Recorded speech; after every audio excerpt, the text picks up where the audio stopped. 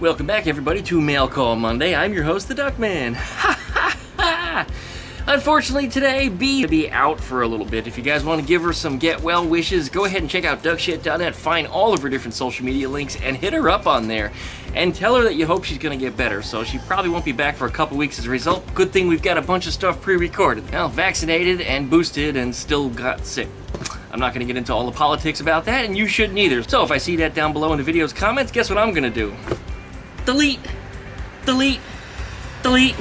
Yeah, that's pretty much all I have to say about that. Anyway, let's go ahead and open up some boxes. We got 4 pieces here today, and let's do, I don't know, what's in here? This one first.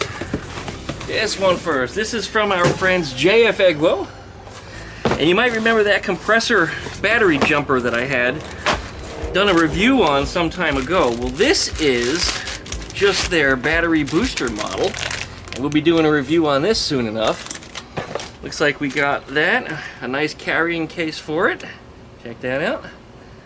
And then, of course, the jumper cables themselves. We also got a, well, that's interesting, it's a cigarette lighter outlet that plugs into the little barrel connector on the side. The USB cable for charging it. Oh, and wow, they actually included a USB charger. This is something you never see with these kinds of devices anymore.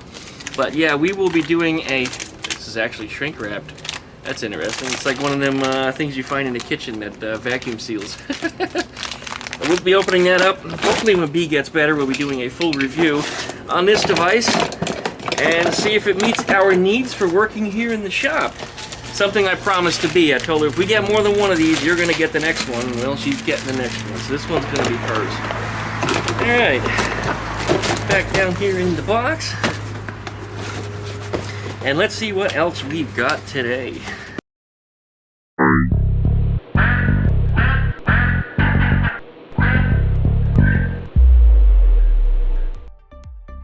We've got this. This is from our friends at Kaizi, or Z Kaizi? Nope, just Kaizi. Kaizi. Now what this is, if this is what I think it is,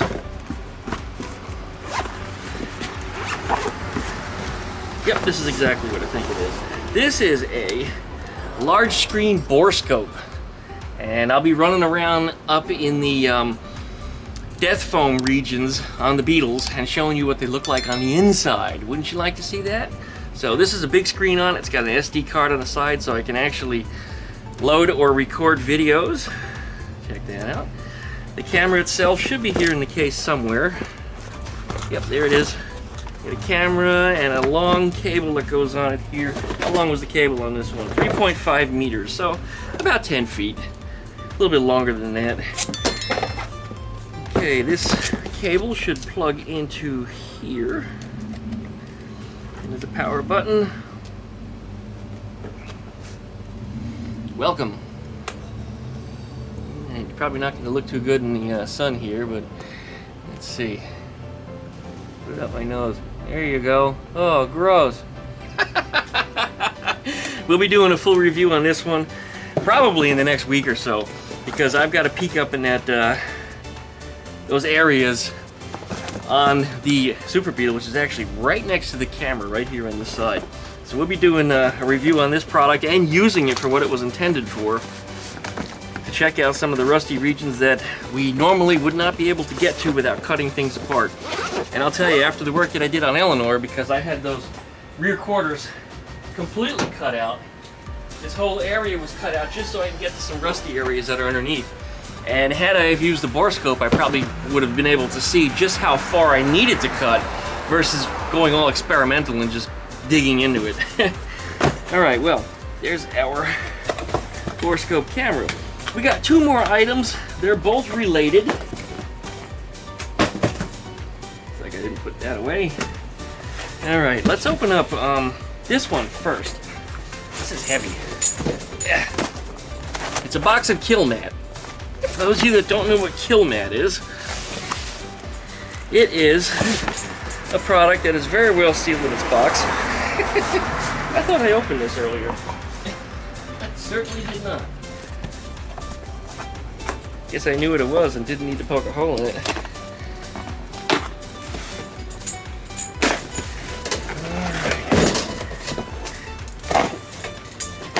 This is quite heavy. I'd say the whole box is probably about 30 to 40 pounds.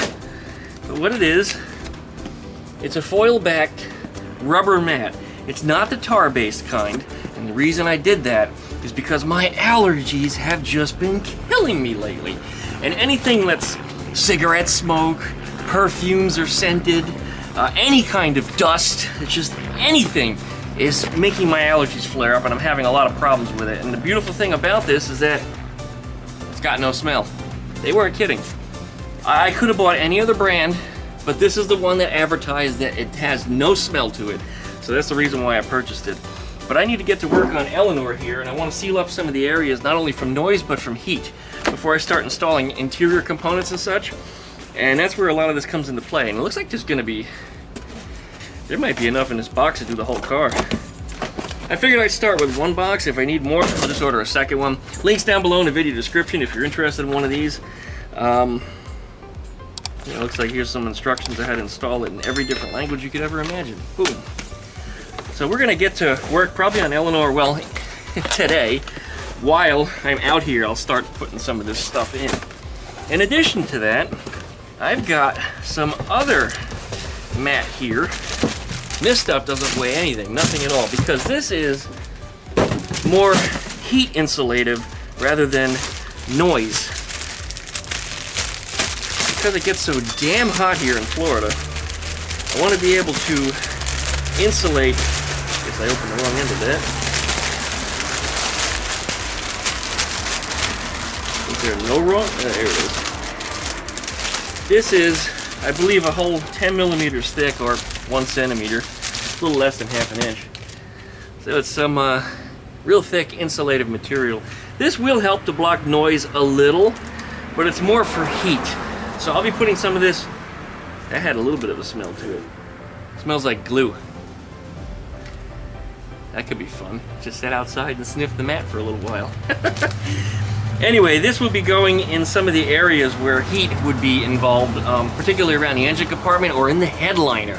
Because when the sun shines down on anything in Florida, it just gets hotter than hell. And I can tell you from driving around Ruby, which has no insulation in it, that it's not comfortable in the summer whatsoever. Now, Eleanore, of course, will be getting an air conditioner down the road.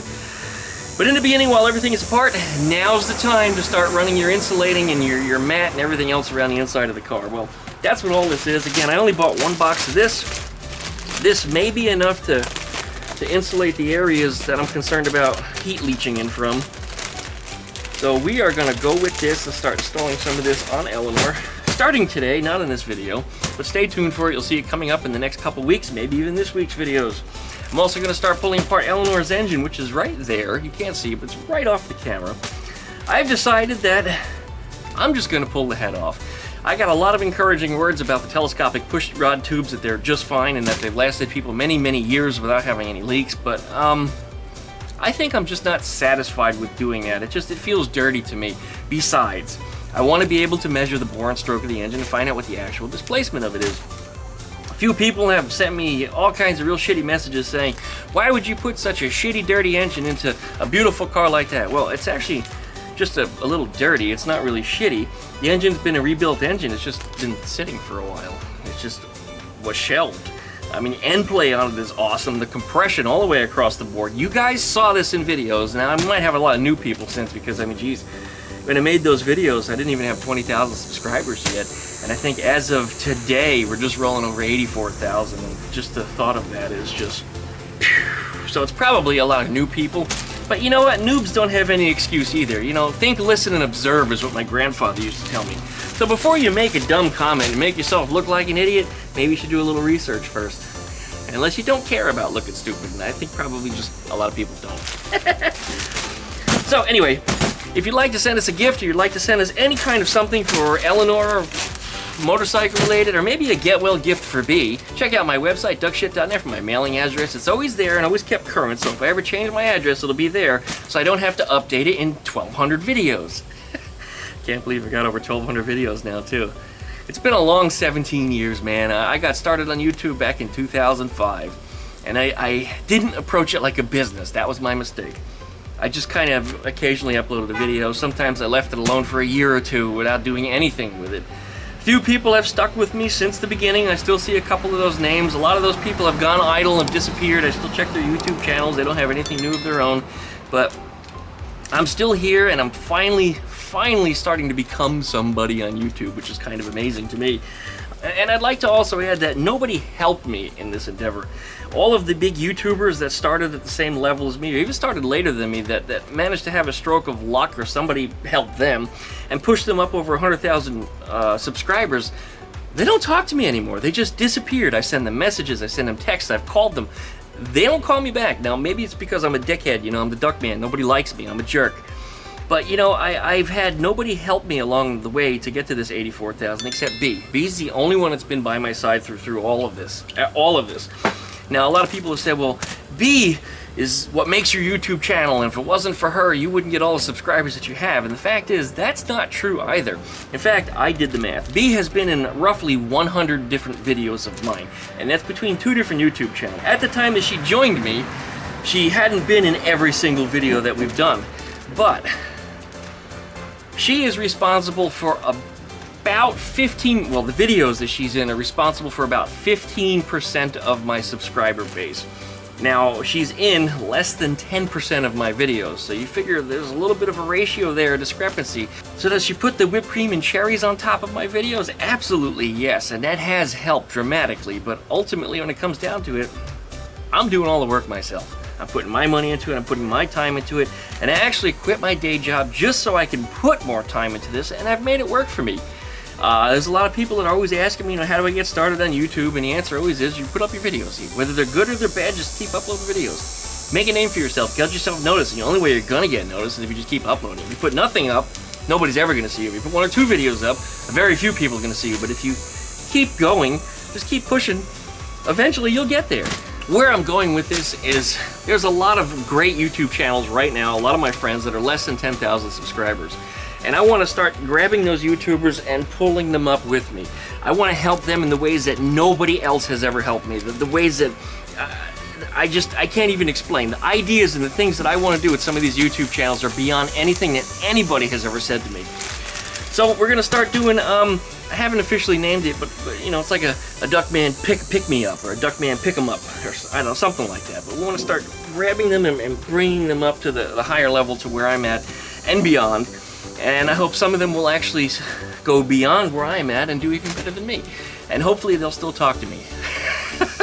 Unlike everybody else that decided to just vanish. No, it just goes to say, you know, when you get rich and famous, you know who your true friends are? And the people I'd say that helped you and supported you when you were nobody are probably the ones that you should be thinking about, and maybe they're the ones you should be helping, rather than disappearing into the limelight. And you know, yeah, I'm not going to do that. I'm not going to do that to anybody. And it kind of pisses me off that people could actually behave that way. But you know what? I'm not people. I'm the Duckman, and I'm here to be friends with everybody, and I'm not going to change that no matter how big my YouTube channel gets. And that's in all honesty and sincerity, that's who I am. That's the kind of guy that I am. I just want to be here to do what I do, enjoy doing what I do, and along the way I'm helping people. Good on me. Right, guys? Anyways, as always, licky, likey, comment, subscribe. Don't forget to pluck the dingle bells to get updates every time I upload a video. Check out DuckShit.net for all my different social media links. And we'll be back, hopefully, later on this week over on the other channel with some stuff on Eleanore, with some stuff on Rob's Beetle, and with some stuff on Robert's Beetle. And yes, Rob and Robert are not the same person. Same as William and Wild Bill are not the same person. I have too many friends with redundant names, but you know what? Most of them only know one Glenn. That's not true either. You know what? There's a Glenn over in New Orleans. He's a good guy. He spells it the same too, but there's only one Duckman. Let's just make that clear. Thanks for watching, guys. We'll see you next time.